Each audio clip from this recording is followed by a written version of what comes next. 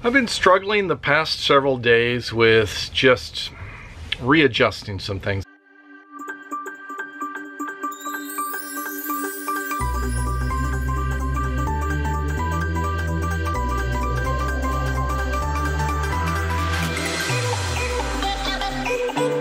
Good morning from El Cajon in California, just a little bit northeast of San Diego. This morning I'm working on some projects, trying to transport some wood. It's a little bit of a challenge to get things in the step van because the step van is getting fuller and fuller, and I'm trying to finish all the woodworking, and it's really a big struggle for me.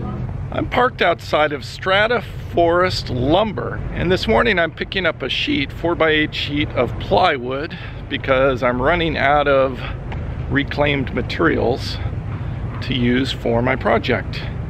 And I'm trying to meet with Scott this weekend to finish up the box to hold the inverter and solar charge controller. So I've got to pick up some wood here.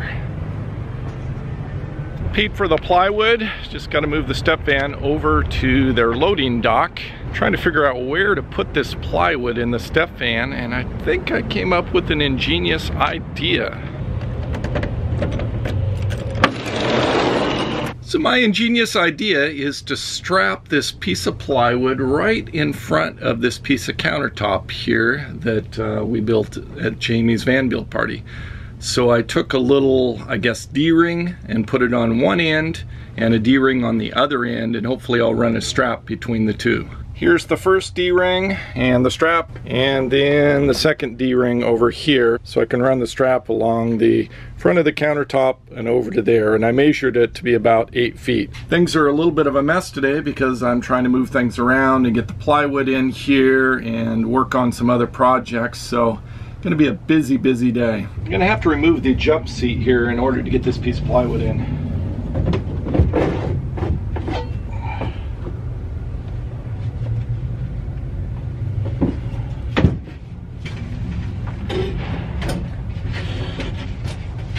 Now I've just got to strap it in.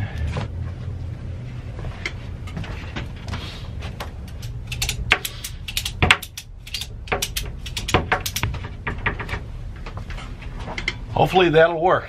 I have it attached over here, running around there and up and held against the kitchen countertop. I've been struggling the past several days with just readjusting some things. There's been some complications, some things that didn't work out, and maybe this is the way life is. Life just oftentimes doesn't work out the way you think that it would. Just as when you make plans, they just don't happen that way. And that's what's happened this time.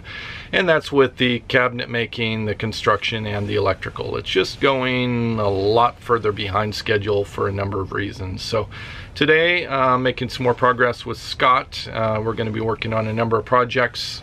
We're making some progress on the, I'm going to call it the power box. I don't know, the inverter box, the solar box, the power box. I'm going to call it the power box.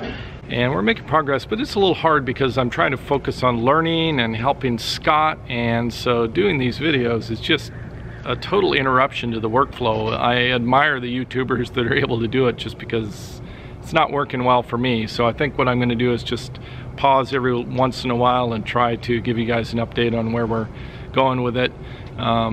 Again, this is more of a vlog, not so much a how to build your own box, although I'll explain what we did and what we came up with once it's all put together. Scott and I are finishing up for the day. Both are sort of wiped. Over here is the power box that we've been working on. Let me show you what this is all about. The design might change a little bit, but this is the basic box that we came up with. And this is really Scott and I brainstorming together with a lot of input from him. The aisle of the step van, where you walk in, you're going to be able to see this side here, and eventually I'm going to build a door that opens up here to access the inside. And the solar charge controller is going to be mounted on this inset panel. So you'll open up the door and you can see the solar charge controller. And then down here in the bottom on the floor here will be the inverter. So that's a heavy item. We want to keep that really low in there. And then I have all this extra space in here on all the walls and on the floor to mount the fuse box, any other components. Haven't figured out exactly where we're going to put that. Maybe put the fuse box over here in this area so it's easily accessible. I'm not sure. And we might end up cutting some extra access holes in this area over here. I have a nice piece of wood, some birch to go across the top of here. I designed it to this size so that I can create a second countertop that is on an arm, and it'll pivot out over the bench seat. So over here is a bench seat, and it's going to pivot out this way over the bench seat, so you can sit at the bench seat and have this right in front of you. And I've got a pivot arm that'll be mounted in this area here. And then up here in this area there's going to be some bookshelves. So bookshelves along here, and the tabletop will pivot out from underneath the bookshelf. So anyway, that's the method to the madness for the power box. And I'm not sure, this will probably be a plan 1 power box. Maybe I'll live with it 6 months to a year and decide that it doesn't exactly work and end up modifying it, doing something else. This is going to be installed behind the partition, which we're going to do in just a few minutes. It's time to bring the power box inside. We're going to set it right by the partition.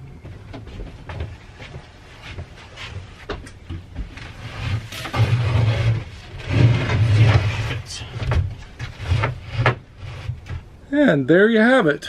Looks pretty darn good, I think.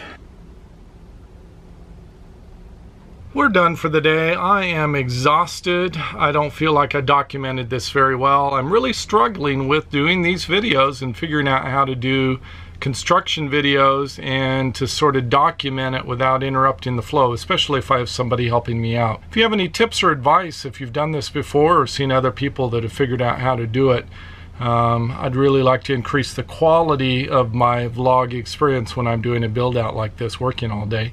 If the quality of this is less than stellar, I apologize. Thank you for watching. Savor the moment. See you next episode.